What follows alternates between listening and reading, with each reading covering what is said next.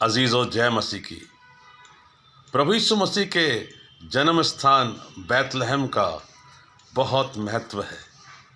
ये नाम जितना खूबसूरत है उतना ही अधिक इस नाम का अर्थ भी महत्वपूर्ण है। बैतलहम का घर का अर्थ होता है रोटी का घर।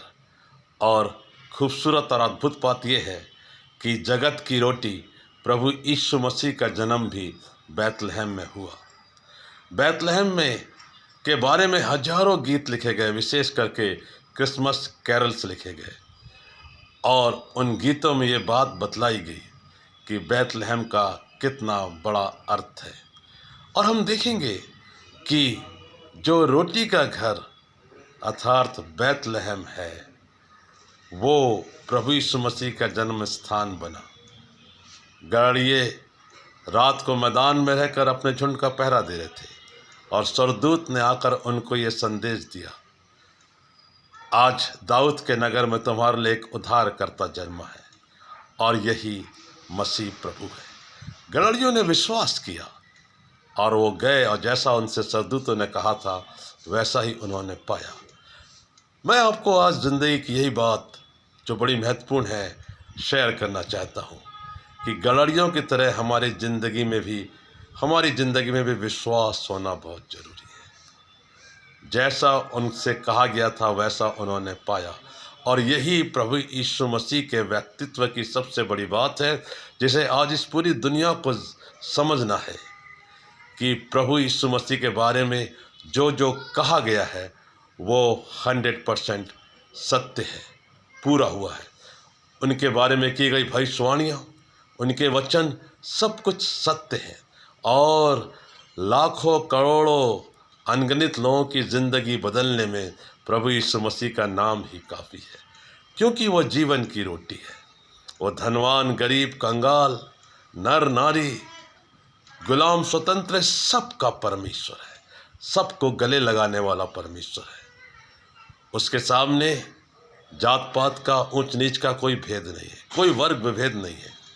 जो भी उसको स्वीकारता है प्रभु के रूप में, अपने पापों से अंगीकार करता है, उससे वो आत्मिक रोटी खिलाते हैं। भजन संहिता 34 में भजन में एक बड़ी खास बात लिखी गई है कि चख कर देखो यहोवा कैसा भला है।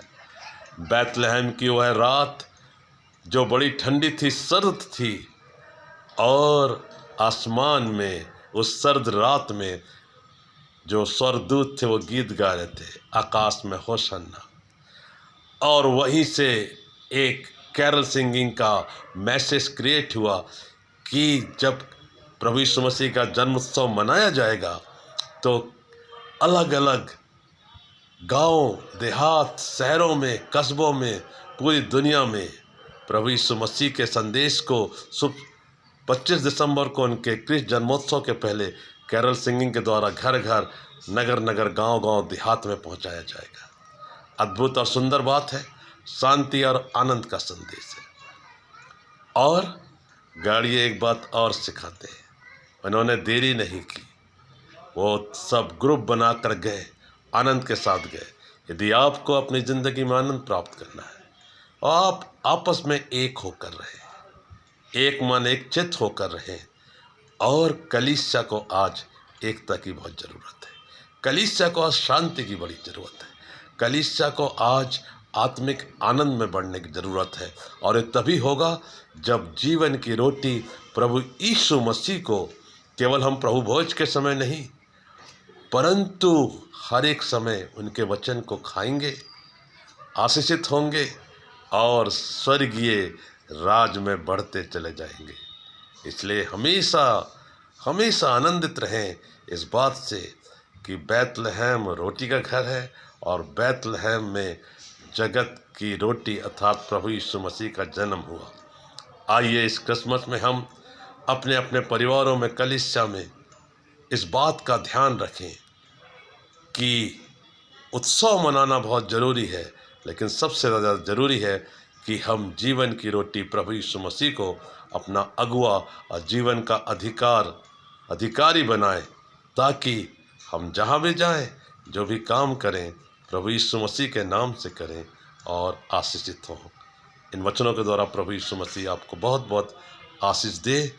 आपको पूरे इस उत्सव के महीने की शुभकामनाएं और साथ ही एडवांस में merry Christmas and happy new year.